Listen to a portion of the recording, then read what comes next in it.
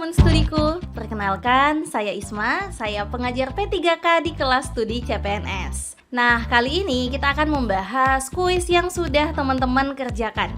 Nah, buat teman-teman yang belum mengerjakan kuisnya, silahkan klik link yang ada di deskripsi terlebih dahulu, kemudian kerjakan kuisnya. Nah, nanti setelah teman-teman mengerjakan kuisnya, barulah teman-teman balik lagi ke video materi ini. Oke, langsung aja kita masuk ke nomor 1. Anda mengalami penurunan omset secara drastis. Anda bingung sebab Anda melihat semua pegawai di restoran Anda sangat rajin dan ramah melayani pengunjung. Apa yang Anda lakukan pada situasi tersebut?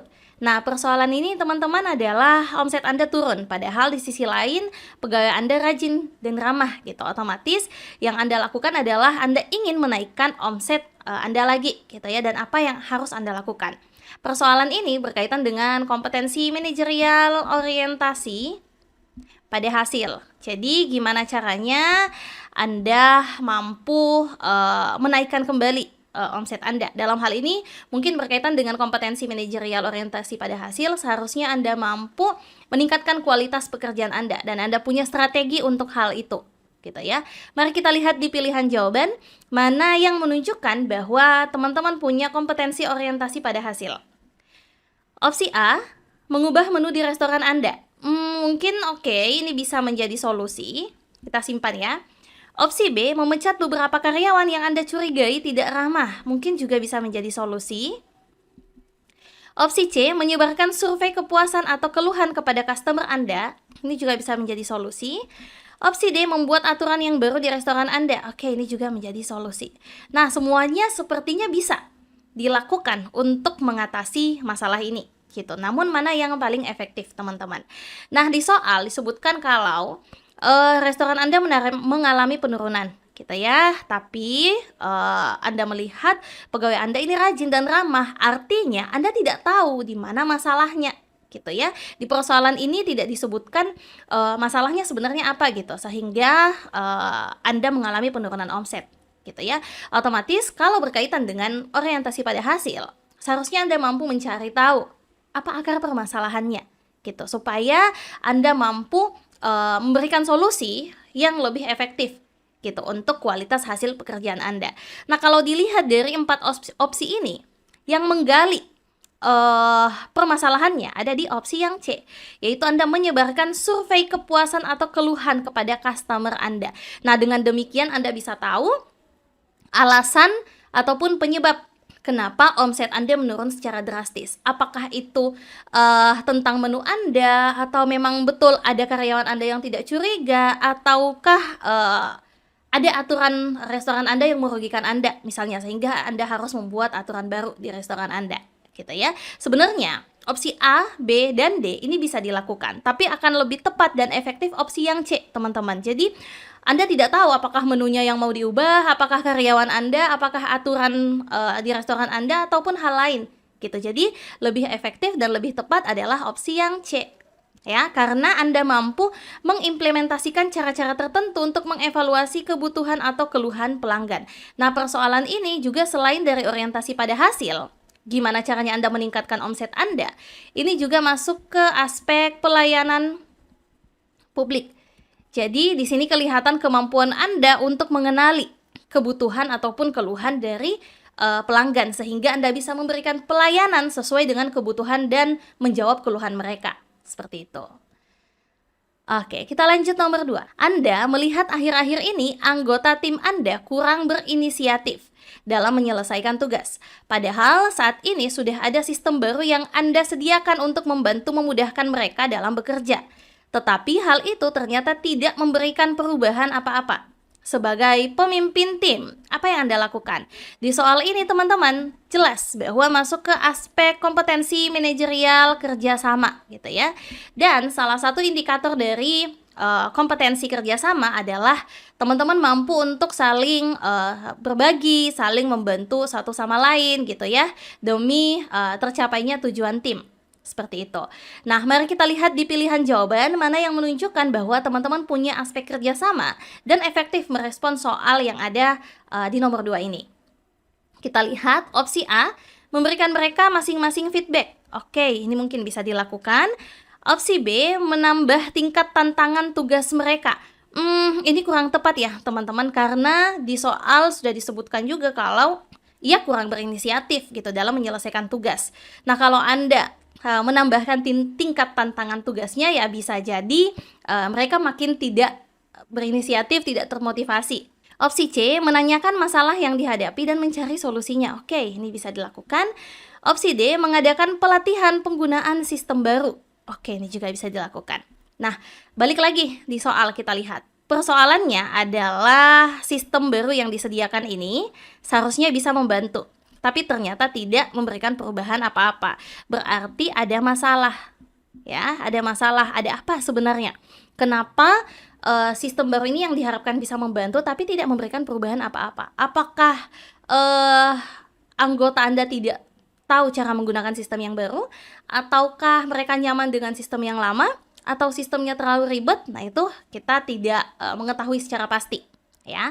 Nah, yang tersisa opsi A, C, dan D. Opsi A ini bisa dilakukan, tapi seperti yang saya katakan tadi, gitu, kita tidak mengetahui akar permasalahannya apa. Gitu. Jadi opsi A ini kurang tepat. Kalau opsi D sebenarnya ini bisa dilakukan dengan memberikan pelatihan penggunaan sistem baru. Tapi kalau kita bandingkan dengan opsi yang C ini teman-teman lebih bijak gitu. Anda mencari tahu apa sih sebenarnya masalah yang dihadapi sehingga Anda bisa memberikan solusi yang tepat gitu ya. Karena belum tentu permasalahannya adalah mereka tidak tahu menggunakan sistem baru ini. Gitu ya. Jadi kalau untuk mengadakan pelatihan penggunaan sistem baru mungkin bisa, tapi kurang tepat gitu ya, karena kita tidak tahu kenapa dengan adanya penggunaan sistem baru ini tidak membawa perubahan apa-apa gitu ya. Jadi jawaban yang paling tepat adalah Charlie. Jadi di sini Anda mampu mengenali kebutuhan dari anggota tim Anda agar bisa optimal lagi dalam bekerja. Jadi selain Anda saling sharing, saling membantu satu sama lain, nah dalam aspek kerjasama, teman-teman juga harus mampu untuk mengenali kebutuhan, kekurangan, ataupun kekuatan dari anggota tim Anda gitu, supaya Anda bisa menciptakan tim yang efektif dan efisien. Seperti itu. Oke, kita lanjut nomor 3.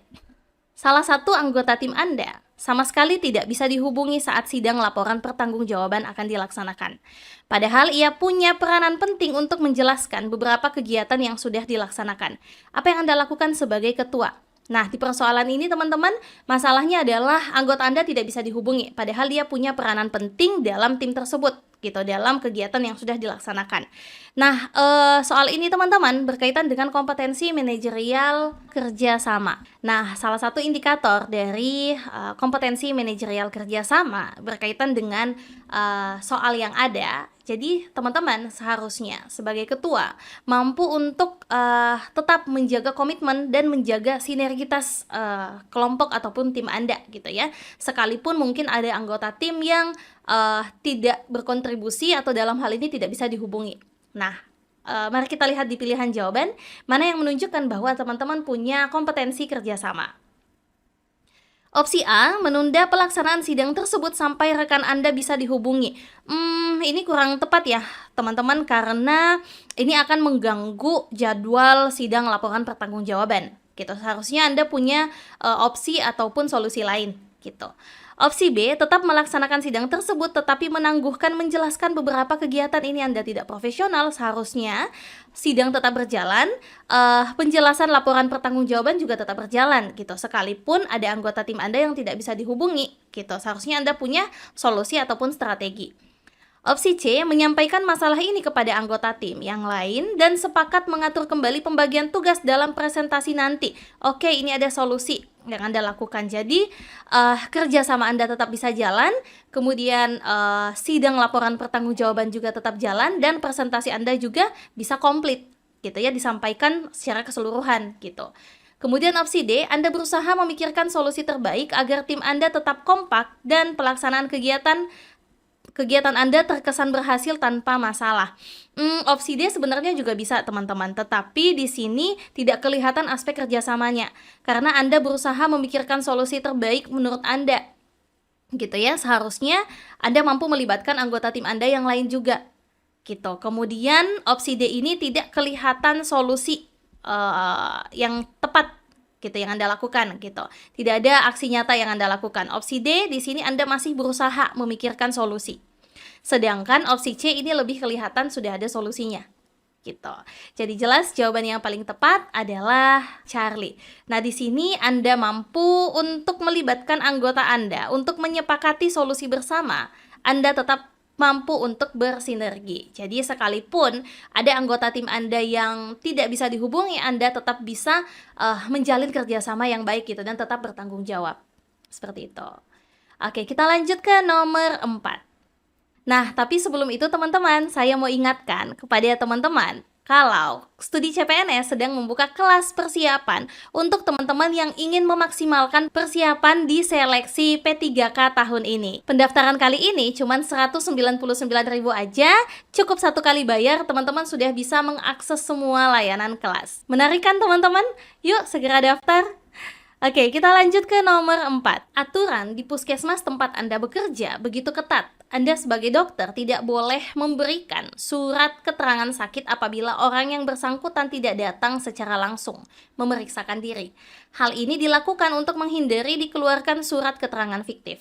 Suatu waktu ada keluarga teman Anda yang meminta bantuan Anda diberikan surat keterangan sakit. Anda mengetahui dengan jelas informasi bahwa memang benar keluarga teman Anda tersebut sakit. Ia tidak bisa bangun dari tempat tidurnya dan ia sedang ditangani oleh dokter spesialis penyakit dalam. Bagaimana Anda bersikap? Nah, di persoalan ini teman Anda meminta bantuan Anda untuk memberikan surat keterangan sakit gitu ya, kepada keluarganya gitu. Dan Anda memang tahu bahwa keluarganya sakit. Tapi di sisi lain ia sedang ditangani oleh dokter spesialis penyakit dalam gitu ya. Nah, secara prosedur seharusnya yang memberikan surat keterangan sakit itu adalah dokter yang sedang menangani gitu ya, dalam hal ini dokter spesialis penyakit dalam. Nah, nomor 4 ini teman-teman berkaitan dengan kompetensi manajerial, itu masuk ke aspek pelayanan publik ya. Nah, jadi bagaimana Anda mampu melayani masyarakat itu sesuai dengan SOP yang ada gitu. Nah, mari kita lihat di pilihan jawaban mana yang menunjukkan bahwa teman-teman punya kompetensi pelayanan publik. Dalam hal ini berkaitan dengan soal apakah teman-teman mau memberikan surat keterangan sakit tersebut atau teman-teman memberikan kewenangan ataupun mengarahkan ke dokter spesialis yang lebih bertanggung jawab gitu ya. Kita lihat, opsi A, memberikannya surat keterangan sakit dan izin beristirahat beberapa hari. Ini kurang tepat ya, teman-teman, tidak sesuai dengan prosedur yang ada gitu. Opsi B, memintanya untuk datang di puskesmas tempat Anda bekerja lalu Anda memberikan surat keterangan sakit. Ya, mungkin iya bisa dilakukan gitu ya, karena prosedurnya adalah orang sakitnya harus datang gitu. Tapi di soal disebutkan kalau pasien tersebut sedang ditangani oleh dokter spesialis penyakit dalam yang ada gitu. Kemudian di soal disebutkan kalau pasien ini tidak bisa bangun dari tempat tidurnya. Jadi untuk opsi B solusinya kurang efektif. Opsi C, mengarahkannya untuk meminta surat tersebut kepada dokter yang sedang menanganinya. Oke, ini Anda bekerja sesuai dengan prosedur, gitu ya. Opsi D, menolak memberikannya karena ia bukan pasien Anda. Memang betul, tetapi dibandingkan dengan opsi yang C, selain Anda ikut prosedur, opsi yang C juga ada solusi yang Anda berikan kepada pasien itu. Gitu, sedangkan opsi D, ini tidak ada solusi. Ya, jadi jelas jawaban yang paling tepat adalah Charlie. Di sini Anda mampu bekerja dan bertindak sesuai dengan SOP. Anda tidak memberikan surat keterangan sakit begitu saja dengan informasi yang Anda hanya dapatkan dari orang lain. Di sisi lain, Anda mampu memposisikan peran dan posisi Anda. Anda mengarahkan, meminta surat keterangan sakit kepada dokter yang menanganinya. Nah, sebagaimana salah satu studi bus dari studi CPNS bahwa dalam mengerjakan soal kompetensi manajerial, teman-teman harus paham peran, posisi, dan wewenang teman-teman. Nah, dalam persoalan ini sebenarnya yang lebih berwenang untuk mengeluarkan surat keterangan sakit adalah dokter spesialis penyakit dalam yang sedang menangani pasien tersebut. Jadi sekalipun mungkin Anda bisa memberikan surat keterangan sakit tersebut, tapi itu bukan kewenangan Anda karena Anda tidak menangani pasien itu. Seperti itu. Oke deh, kita lanjut nomor 5. Sebagai seorang manajer proyek, Anda memiliki tim yang terdiri dari anggota yang memiliki berbagai tingkat keterampilan dan pengalaman. Oke. Salah satu anggota tim Anda, meskipun memiliki keterampilan yang cukup, seringkali menunjukkan ketidakpedulian terhadap tenggat waktu proyek dan sering menyelesaikan pekerjaannya dengan kualitas yang rendah. Bagaimana Anda menangani situasi ini? Nah, di soal ini teman-teman berkaitan dengan kompetensi manajerial, ini masuk ke aspek kerjasama ya. Gimana caranya Anda tetap mempertahankan kerjasama dan kolaborasi Anda, gitu ya. Ketika misalnya ada salah satu anggota tim Anda yang tidak peduli dan punya kualitas yang rendah, gitu. Apa yang Anda lakukan?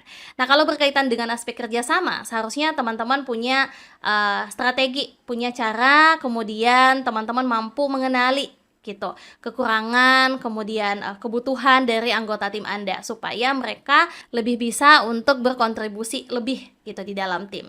Nah, kita lihat opsi A, memberikan teguran keras kepada anggota tim tersebut di depan tim lainnya. Ini kurang tepat teman-teman ya. Bisa jadi anggota tim Anda menjadi makin tidak peduli gitu karena merasa tersinggung gitu ya, ditegur di depan anggota tim lainnya, ia merasa direndahkan gitu ya. Opsi B, memberikan pelatihan tambahan kepada anggota tim tersebut untuk meningkatkan kualitas kerjanya. Oke, ada solusi, ada langkah ataupun aksi yang Anda lakukan ya.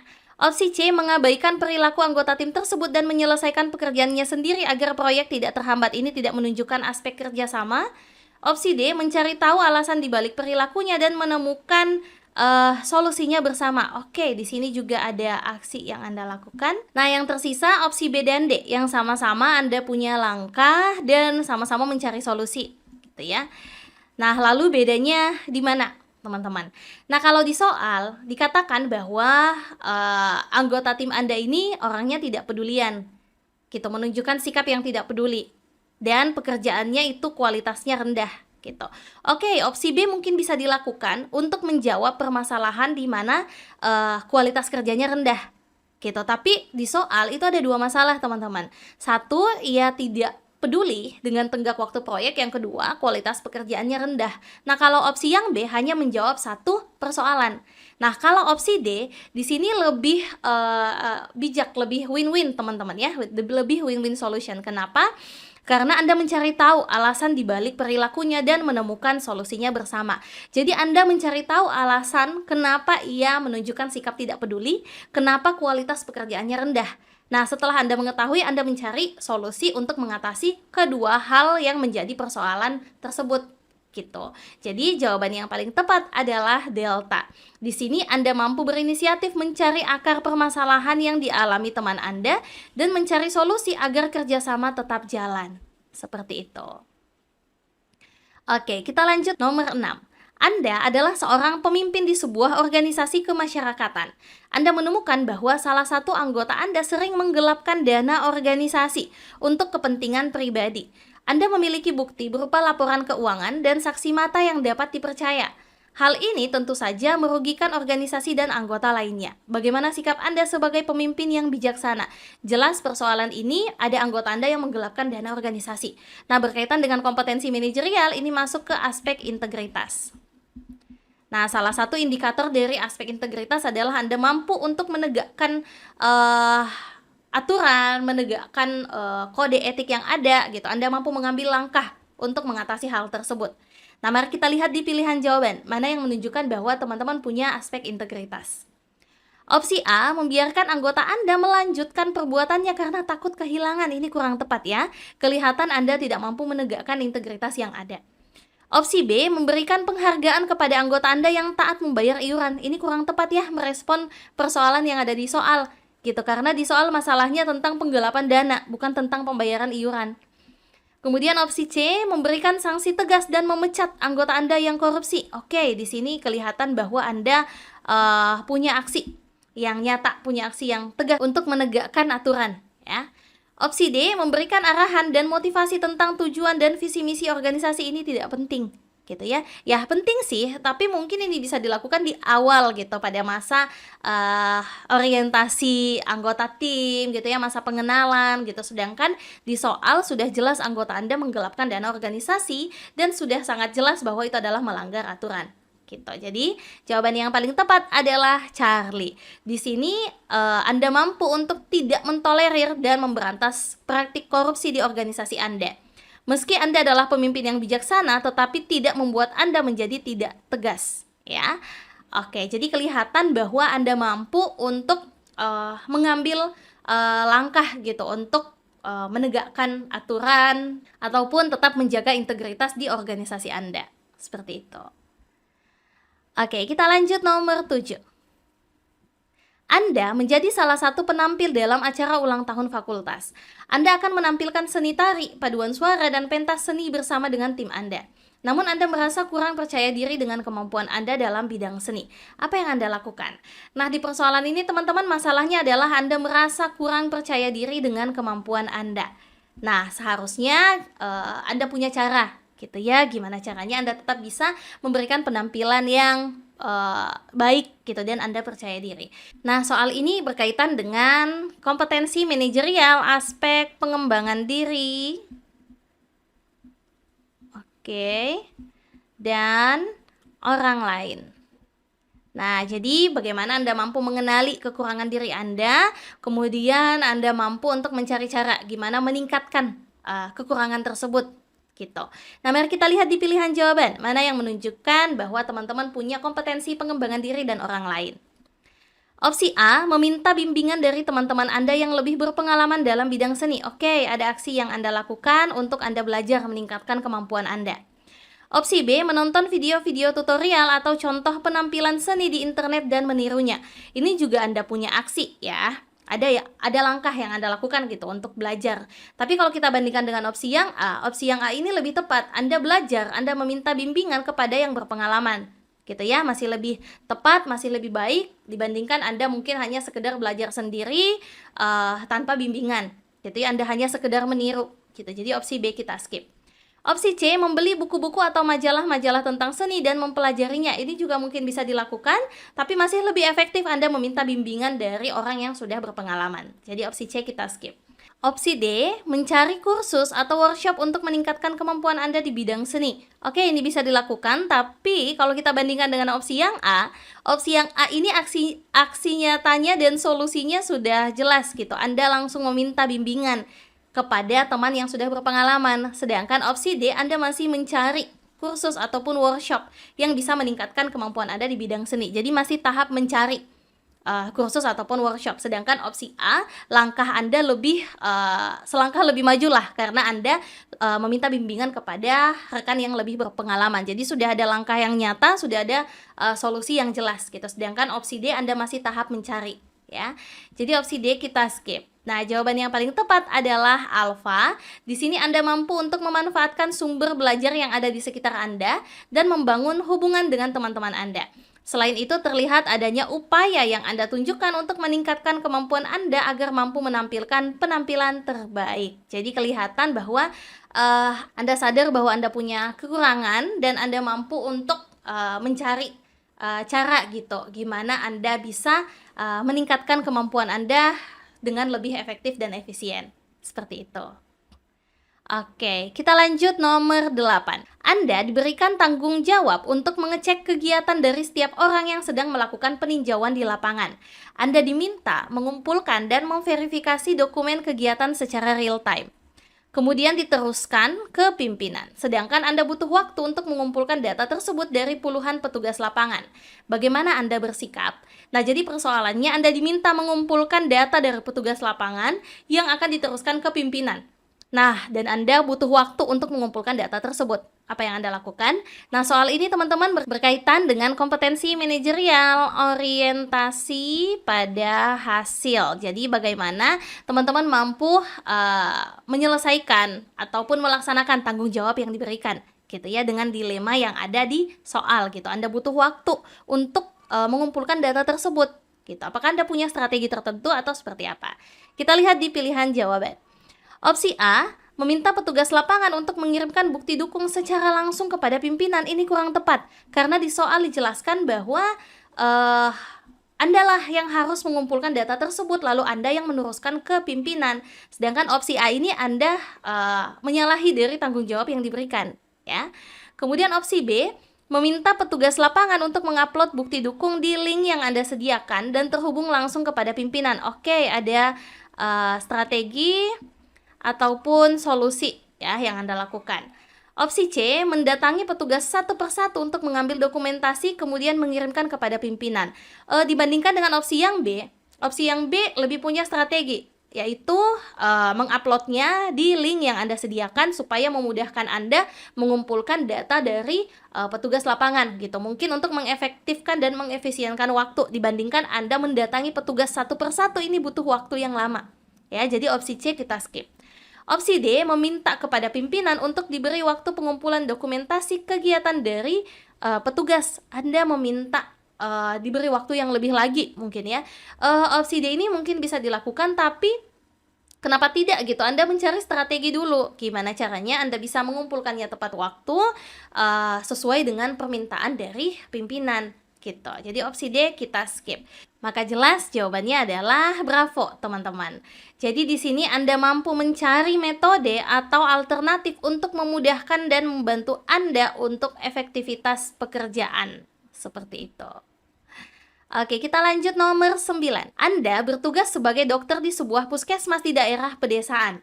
Anda sering mendapatkan pasien yang tidak mematuhi anjuran Anda karena tidak mengerti istilah medis yang Anda gunakan. Apa yang Anda lakukan? Nah, jadi intinya pasien Anda tidak mematuhi anjuran Anda gitu, karena pasien Anda tidak mengerti istilah medis yang Anda sampaikan. Nah, soal ini berkaitan dengan kompetensi manajerial aspek komunikasi, teman-teman ya. Jadi gimana caranya teman-teman mampu berkomunikasi gitu supaya mereka mengerti dan mau mematuhi anjuran Anda gitu ya. Nah, salah satu indikator dari aspek komunikasi adalah Anda mampu menyampaikan informasi kepada orang lain dan orang lain tersebut mampu memahami informasi yang Anda berikan. Seperti itu. Nah, mari kita lihat di pilihan jawaban. Apa langkah yang Anda lakukan yang paling efektif gitu dan berkaitan dengan kompetensi komunikasi. Opsi A, menyampaikan anjuran dengan menggunakan bahasa yang sederhana. Oke. Kita simpan ya, karena mereka tidak mengerti istilah medis. Jadi Anda menyederhanakan bahasa Anda. Opsi B, menulis resep obat tanpa memberikan penjelasan lebih lanjut. Ini kurang tepat ya, karena teman-teman seharusnya mampu untuk memberikan penjelasan gitu kepada pasien tentang anjuran minum obat ataupun mungkin kiat-kiat yang berkaitan dengan kesehatannya.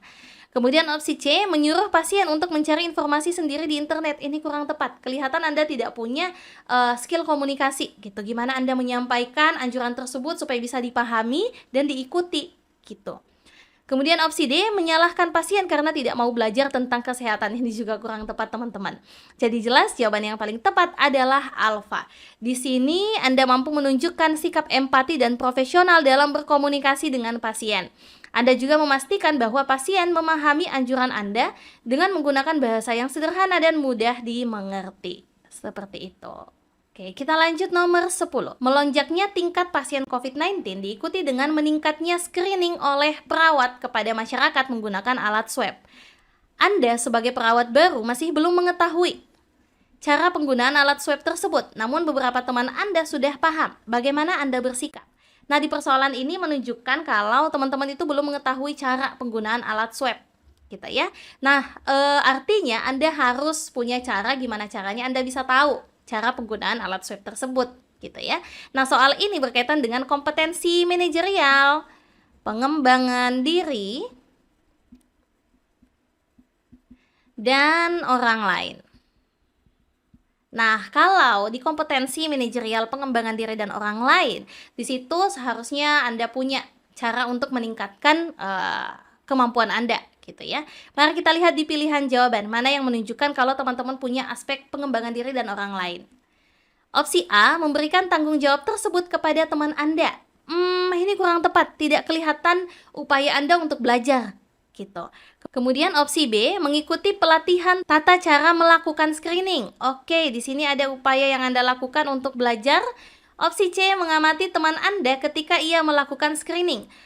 Mungkin ini bisa dilakukan juga, Anda mau belajar gitu ya, tapi dibandingkan dengan opsi yang B ini cara belajar Anda lebih tepat gitu, karena Anda langsung mengikuti pelatihannya. Dibandingkan Anda hanya sekedar mengamati, itu tidak ada penjelasan apa-apa gitu. Jadi opsi C kita skip. Opsi D, mengerjakan pekerjaan yang lain secara maksimal. Ini juga kurang tepat karena persoalannya adalah Anda harus melakukan swab gitu kepada pasien COVID ya, tapi Anda belum mengetahui cara penggunaan alat swab tersebut. Otomatis ya Anda harus belajar gitu ya, bukan mengerjakan pekerjaan yang lain gitu. Jadi jelas jawaban yang paling tepat adalah bravo. Di sini Anda mampu menyadari bahwa ada keterampilan yang sedang dibutuhkan, tetapi tidak Anda miliki. Anda mampu berinisiatif mengembangkan kemampuan tersebut demi kelancaran tugas Anda. Seperti itu.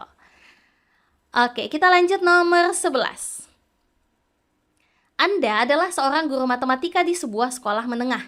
Anda memberikan tugas rumah kepada siswa Anda setiap minggu.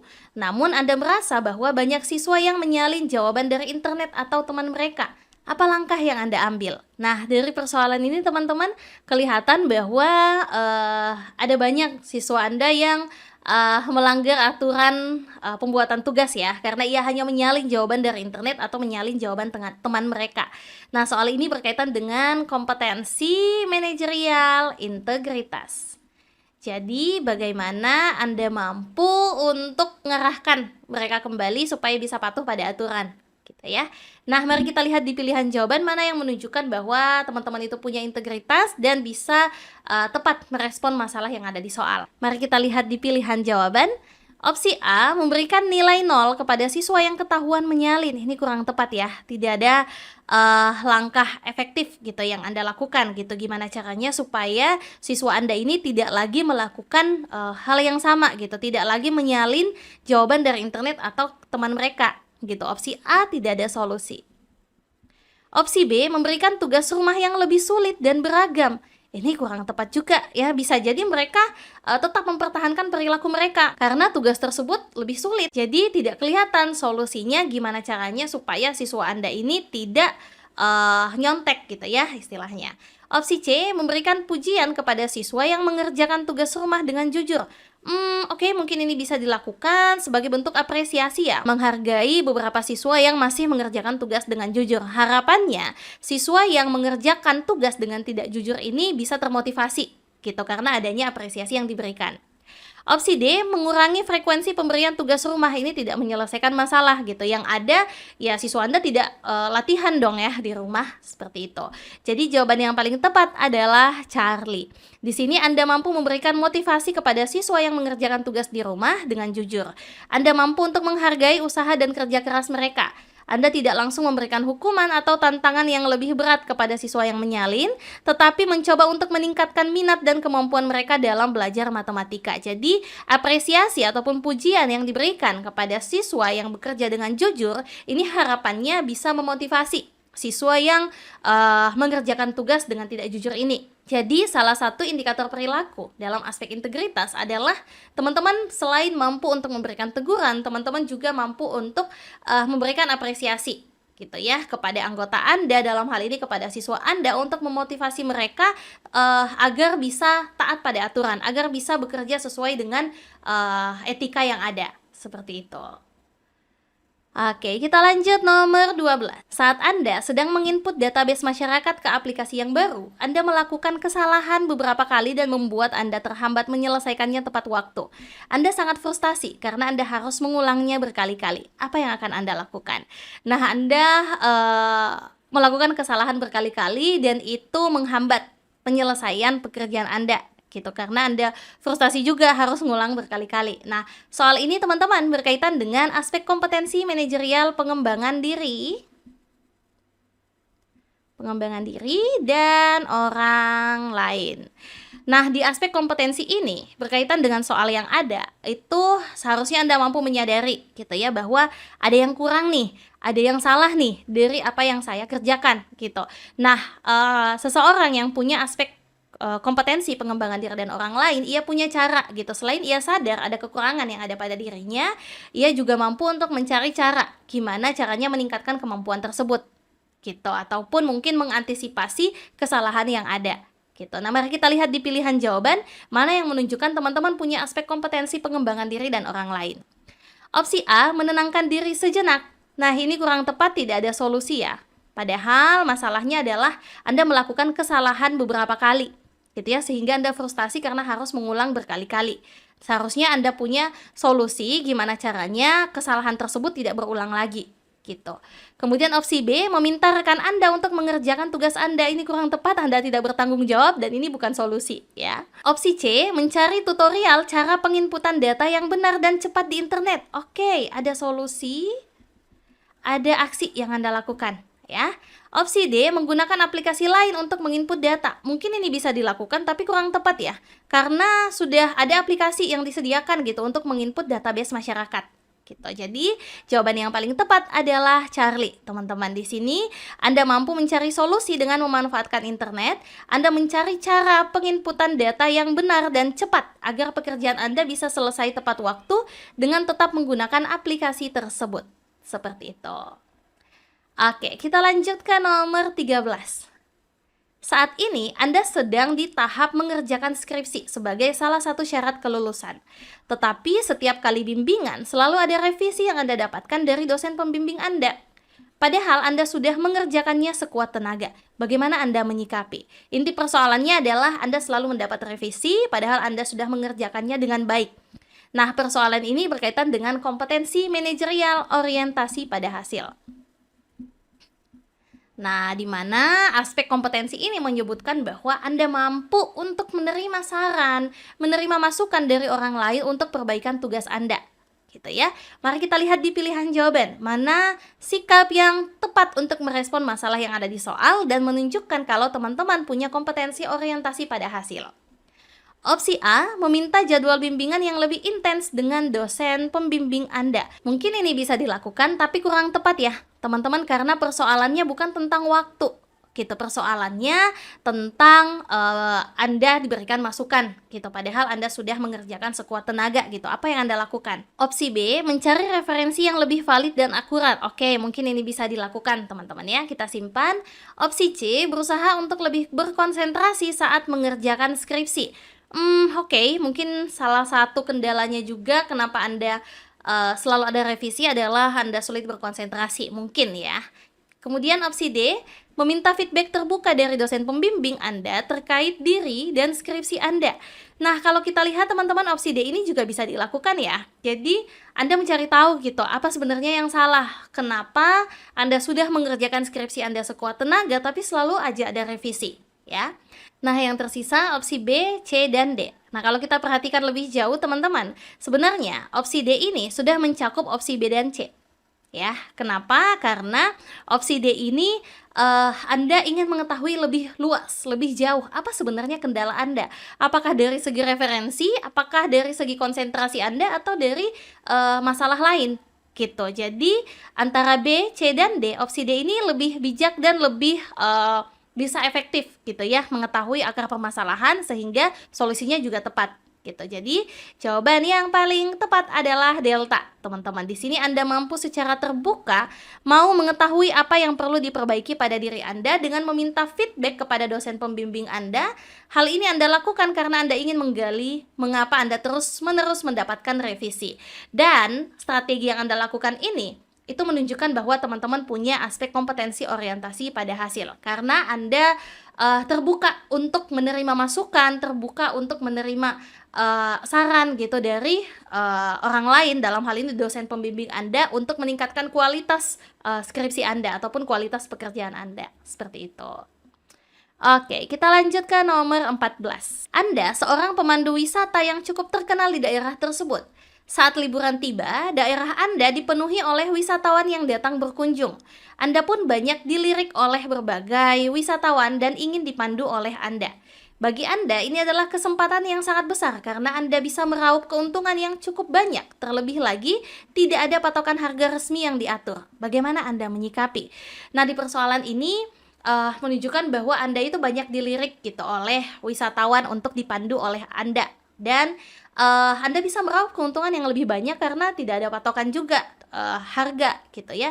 Nah, di persoalan ini apakah Anda mau dengan semena-mena memberikan harga gitu ya kepada wisatawan atau seperti apa gitu. Nah, soal ini berkaitan dengan pelayanan publik ya, teman-teman. Jadi bagaimana Anda mampu untuk memberikan pelayanan kepada masyarakat sesuai dengan SOP, sesuai dengan aturan yang ada. Kita lihat di pilihan jawaban, mana yang menunjukkan bahwa teman-teman punya aspek pelayanan publik. Opsi A, Anda memberikan jasa kepada wisatawan secepat mungkin agar bisa melayani semua wisatawan lain. Opsi A ini mungkin iya bisa dilakukan ya teman-teman ya. Tapi persoalannya bukan hanya sekedar memberikan pelayanan yang cepat, tapi bagaimana kualitas pelayanan tersebut, bagaimana Anda memberikan pelayanan yang sesuai, gitu. Jadi opsi A kita skip. Opsi B, Anda meningkatkan kualitas Anda dan memandu dengan baik meski harga sedikit naik. Oke, Anda mampu memberikan kualitas pelayanan yang terbaik, kualitas pelayanan yang baik, ya meskipun mungkin Anda menaikkan harga sedikit gitu ya, tapi tetap diikuti dengan kualitas Anda gitu. Kemudian opsi C, Anda menentukan harga sesuai dengan kondisi ekonomi wisatawan yang terlihat dari cara berpenampilannya. Dengan kualitas jasa menyesuaikan harga ini kurang tepat, Anda tidak adil. Ya, salah satu indikator perilaku dari pelayanan publik, Anda mampu memberikan pelayanan yang adil dan transparan gitu kepada masyarakat. Opsi D, Anda memberikan harga seperti biasanya tanpa memberikan perubahan harga dengan pelayanan standar. Mungkin ini bisa dilakukan, tapi tidak kelihatan upaya Anda meningkatkan kualitas pelayanan. Gitu. Jadi opsi D kita skip. Jelas jawaban yang paling tepat adalah bravo, teman-teman. Oke, Anda memang mampu untuk melihat peluang dengan baik, tapi tidak mengabaikan kualitas pelayanan. Anda meningkatkan harga jasa Anda diikuti dengan peningkatan kualitas. Jadi kelihatan bahwa Anda adil dalam memberikan pelayanan, gitu ya. Oke, Anda mampu melihat peluang bahwa Anda bisa meraup keuntungan yang banyak, gitu ya. Tapi Anda juga memberikan pelayanan yang baik juga, gitu. Memberikan juga pelayanan yang berkualitas, gitu. Jadi tidak ada yang dirugikan dalam aspek pelayanan publik. Seperti itu. Oke, nomor 15. Anda seorang bidan yang bekerja di rumah sakit. Selama 3 tahun bekerja, Anda merasa ada banyak kemampuan yang perlu Anda tingkatkan dan semakin Anda rasa bahwa ilmu di bangku perkuliahan tidaklah cukup. Tetapi Anda bimbang karena pimpinan Anda tidak mendukung Anda dan malah membatasi ruang gerak Anda untuk meningkatkan skill Anda seperti menambah jam kerja Anda agar Anda tidak bisa kemana-mana. Bagaimana Anda menyikapi? Jadi persoalan ini Anda merasa bahwa ilmu Anda itu kurang dan butuh di-upgrade gitu ya, tapi pimpinan Anda tidak mendukung. Nah, apa yang Anda lakukan? Soal ini berkaitan dengan aspek pengembangan diri. Oke, dan orang lain.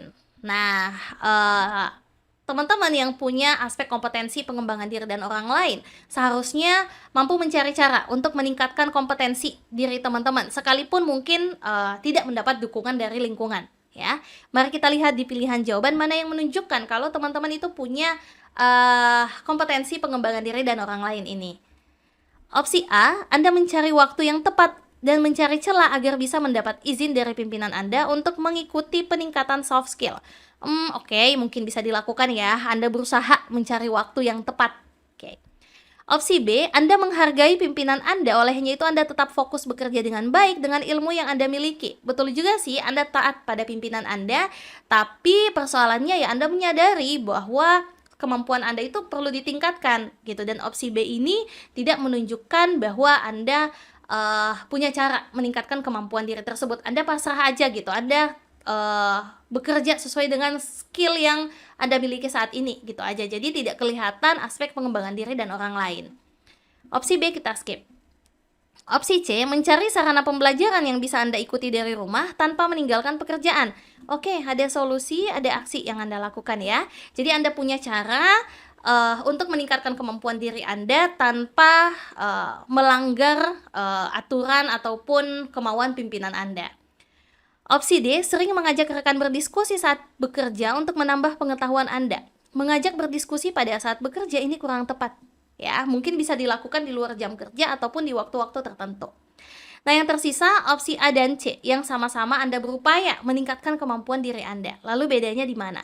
Bedanya opsi A di sini Anda mencari waktu yang tepat, mencari celah supaya bisa mendapat izin. Mungkin oke, tapi di soal disebutkan bahwa pimpinan Anda ini tidak mendukung Anda dan membatasi ruang gerak Anda gitu. Jadi untuk mencari waktu mungkin kurang tepat gitu dibandingkan Anda langsung mencari sarana pembelajaran yang bisa Anda ikuti tanpa meninggalkan pekerjaan, tanpa melanggar kemauan dari pimpinan Anda.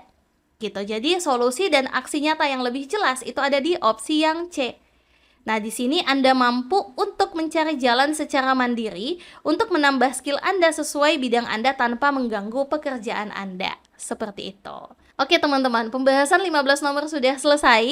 Terima kasih teman-teman karena sudah menyimak video ini dengan baik. Semoga materi yang kami bagikan bisa bermanfaat untuk teman-teman semua. Nah, teman-teman bisa mendapatkan ribuan soal hot seperti ini di Bimbel Studi CPNS. Nggak cuma soal teman-teman, tapi teman-teman juga akan mendapatkan materi yang super lengkap dan dijamin teman-teman pasti paham. Menarik kan teman-teman?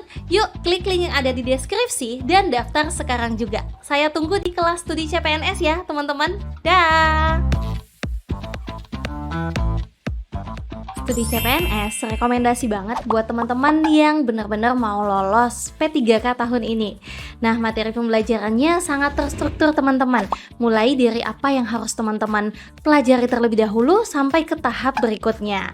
Nah, setelah memahami materi, teman-teman akan diarahkan untuk mengerjakan kuis. Tujuannya adalah untuk mengukur sejauh mana pemahaman teman-teman berkaitan dengan materi yang sudah disampaikan. Nah, studi CPNS juga teman-teman tersedia kelas live Zoom-nya bareng tutor yang profesional tentunya. Nah, puluhan paket tryout yang tampilannya itu mirip banget teman-teman dengan ujian aslinya. Kemudian ada kelas drilling soal juga yang bikin teman-teman pasti siap 100% untuk menghadapi ujian nanti. Nah, semua benefit di kelas ini teman-teman bisa dapatkan hanya dengan Rp199.000. Nah, tertarik teman-teman? Yuk klik link yang ada di deskripsi dan daftar sekarang juga.